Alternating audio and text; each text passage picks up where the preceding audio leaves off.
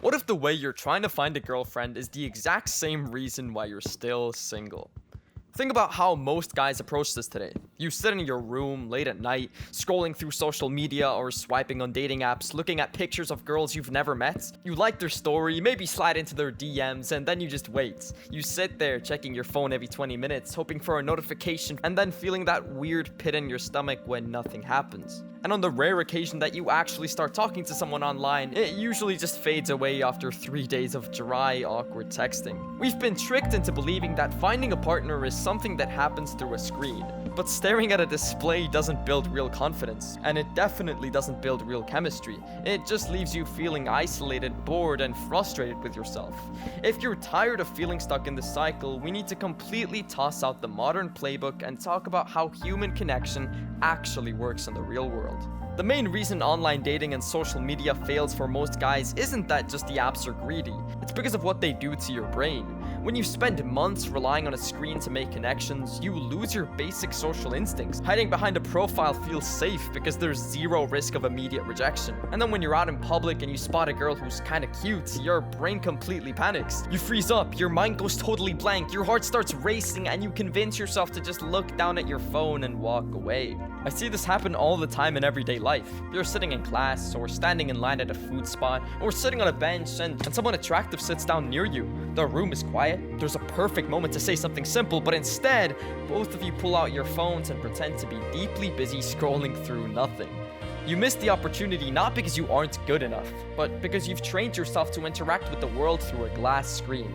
Stepping away from the digital search isn't just a nice idea, it's the only way you're ever going to feel comfortable enough to talk to someone when it actually matters. So how do you fix that fear? Well, you don't fix it by memorizing pickup lines or trying to force yourself to cold approach 50 girls at the mall. That's awkward, and it usually backfires and leaves you with a bad reputation. You fix it by making social interaction a normal part of your daily life. Right now, most people are lonelier than ever because nobody talks to anyone in public anymore. Everyone is wearing headphones, looking down, and staying in their own bubble. But deep down, almost everyone is waiting for someone else to break that silence. Start small with zero expectations. The next time you're at school, ask the person sitting next to you for a pencil or what page the teacher is on. When you're at the gym, ask a guy if he's using a machine. Say a simple good morning to the person working behind the counter at a store. Notice how none of those examples have anything to do with flirting or trying to get a girl's number. That's the whole point. When you practice having tiny, friendly interactions with normal people every day, regardless of who they are, you slowly realize that talking to humans isn't dangerous. Then, when you eventually find yourself sitting next to a girl you actually like, talking to her doesn't feel like a high-stakes exam anymore. It just feels like another casual conversation. Okay, now let's say you're comfortable talking to people. What do you actually talk about? This is where a lot of guys run into a wall. If your entire life consists of going to school or work, coming home, playing video games for 6 hours, and then going to sleep, you aren't giving anyone a reason to be interested in you. And more importantly, you aren't putting yourself in an environment where real connection happens naturally. Think about the things that you genuinely care about. Maybe you want to get into lifting, or martial arts, or photography, or playing an instrument, or joining a local sports league. When you actually get out of your house and pursue real-world hobbies, two major things happen. First, you end up in rooms with other people who share the exact same interests as you. You don't need a smooth opener because you already have an obvious shared topic to talk about. Second, having real passion gives you genuine energy. When someone asks you what you did over the weekend, you don't have to give a vague, boring answer. You can talk about the things you're actually working on. Passion is magnetic, and people naturally want to be around someone who is actually building their own life. When you start talking to a girl you like, the absolute worst thing you can do is put on a fake persona. There is so much garbage advice online telling young guys to play mind games. You hear people saying, wait 4 hours to text her back so you look busy, act cold and unbothered, never compliment her. It sounds so ridiculous when you say it out loud, yet so many guys fall for it. In reality, playing games just makes you look insecure and immature. If you see this person every week in your class or around your town, acting like a cold robot is just plain weird. If you find a girl attractive and you enjoy talking to her, just be direct and authentic. You don't have to shower her with gifts or act desperate, but you also shouldn't pretend like you don't care. Ask her about her day and actually listen to her answer. If you're a giant nerd about a specific subject, talk to her about it with confidence instead of trying to hide it. A girl who is actually worth your time will like you for who you genuinely are, not for some fake alpha persona you read about online. Now, once you're being real, being yourself, and throwing out all the fake mind games, there is one critical skill that you have to learn, and that's matching someone's energy.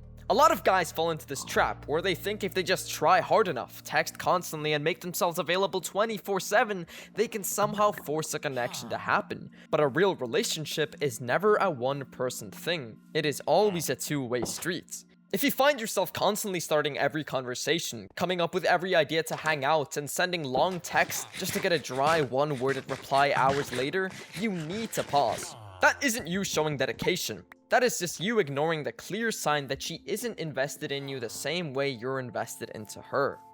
When you start respecting your own time, you stop chasing people who give you lukewarm efforts. You give people the space to actually show up for you. If you reach out to a girl and invite her out to do something, pay attention to how she responds. Does she seem excited? Does she ask you a question back? If she's genuinely busy, does she offer another day to hang out instead? If the answer to those questions is no, you don't get angry, you don't make a scene, and you definitely don't double text begging for her attention. You simply pull your energy back and match hers. Setting boundaries and protecting your attention isn't playing a game or manipulating. It's having the basic self-respect to recognize that your time is valuable. You should only be pouring effort into people who are willing to pour effort back into you. Learning how to walk away from a one-sided connection is what separates a guy operating from desperation from a man operating from confidence. And honestly, pulling your energy back isn't about holding a grudge or trying to punish someone. It's just recognizing your own worth. When you stop burning out over people who treat you like an option, you clear up all that wasted time and headspace to focus on what actually matters: building a life you genuinely love. That brings us back to what we touched on earlier, and it's probably the most important realization of this entire video. We talk about getting a girlfriend like it's a prize to win, a trophy to show off to your friends, or a quick fix for feeling bored and lonely. But another human being cannot be your main source of happiness. Expecting relationship to step in and magically solve your self-esteem issues or fix your empty routine is placing an impossible burden on someone else. A girlfriend isn't something you acquire to complete your life. It's a connection you build after you've already built yourself. If you're feeling empty right now, stop trying to find a girlfriend. Redirect all that energy back into yourself. Focus on your physical health, your discipline, your skills, your friendships, and your future. Build a life that you're actually proud of living, even when nobody's watching. Because when you become a complete, confident person on your own, you stop operating from a place of desperation. You stop chasing and you naturally start attracting the right people into your life. Stop searching for someone to complete your story and start becoming the author of a life worth sharing. I'll see you in the next one.